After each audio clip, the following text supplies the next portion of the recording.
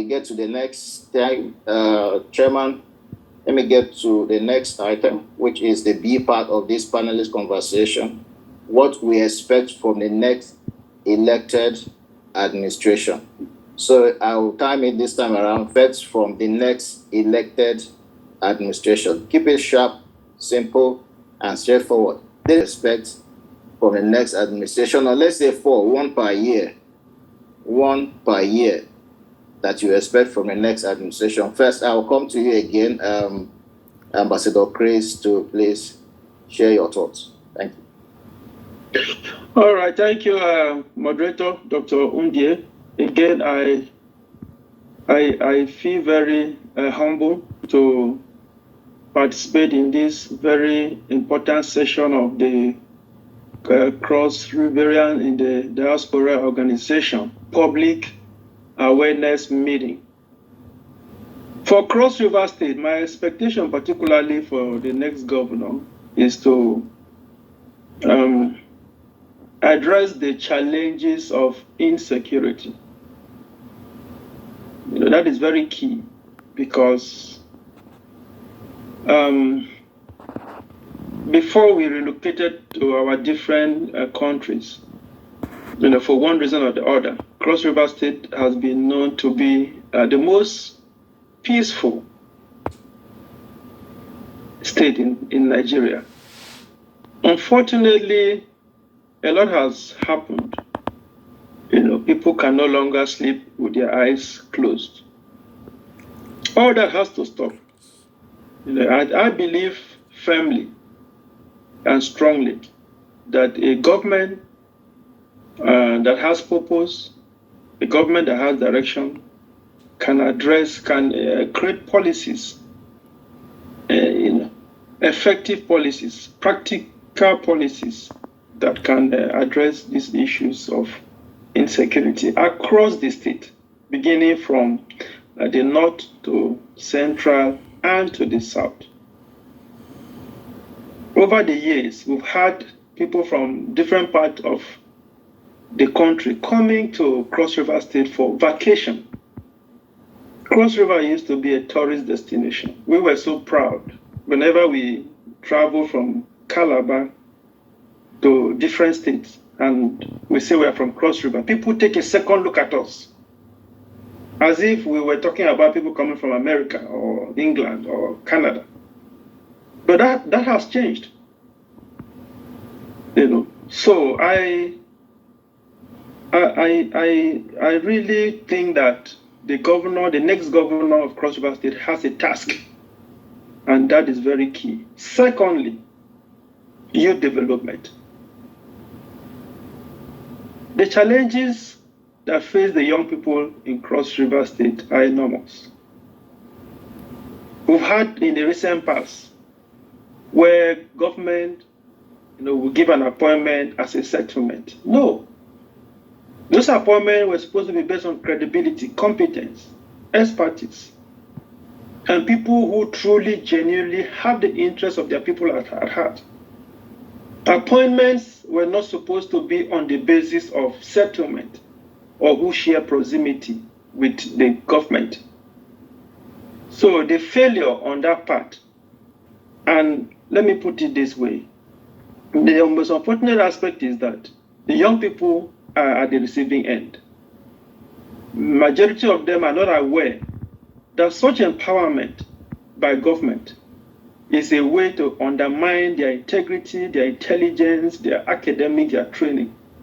All those multiple appointments and all that, if you look at it holistically, you see that it's a manipulative strategy to keep the young people, in the same spot. I feel that the next government should be very strategic, in empowering young people by creating youth development centers in the three senatorial districts, one in the north, one in central, one in the south, to provide practical skills that will empower young people to be self-reliant, young people to be independent.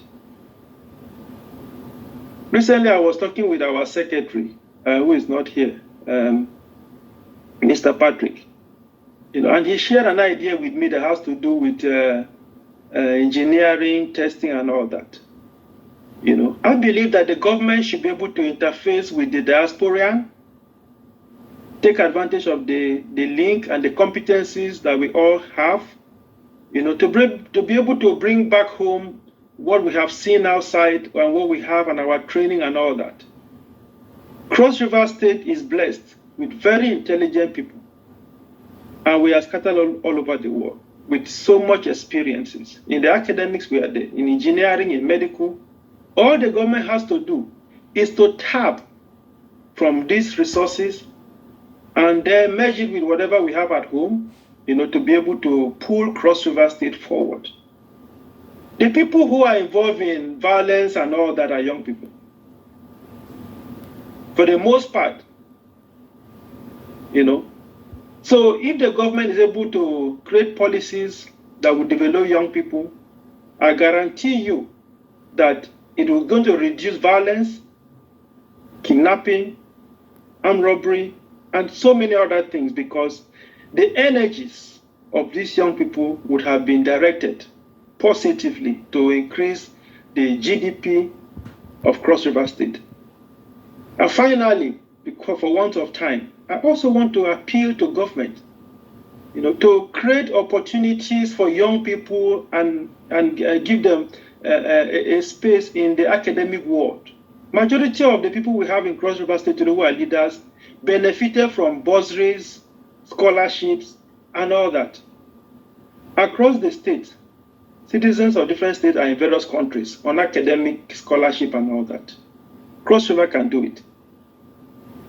Let's have a system where we encourage people from primary, secondary, university, and then foreign education by way of scholarship and all that. I feel that the government can do it because the resources are available. If these resources are judiciously managed, they will be able to improve the educational system in Cross River State. Thank you so much, Dr. Ongi. Thank you so much, Chris, for that contribution on our expectation from the next administration in Cross River. It is really huge, the nail on the head right there. I give when you look at when you mention job creation, for instance, and skill thing. You see, there was a time, I think it was, I got a certificate in computer proficiency from Ndoma Egba's computer in Cultural Center. The training was actually free, and I remain indebted to him for that opportunity. I went there, did what they were doing, basic computer training. It was really helpful. And it was practical, very helpful, benefited from that. But today, the context of skill development has been abused. When you talk about skill development, it's been really abused. I think someone will need to review what skill development need to mean in context, not just skill development and buying motorcycles for people and say it's part of empowerment, though that's empowerment, buying sewing machines for party men instead of people who actually have the skill to deliver on that. So everything has now been politicized and given to party instead of the public.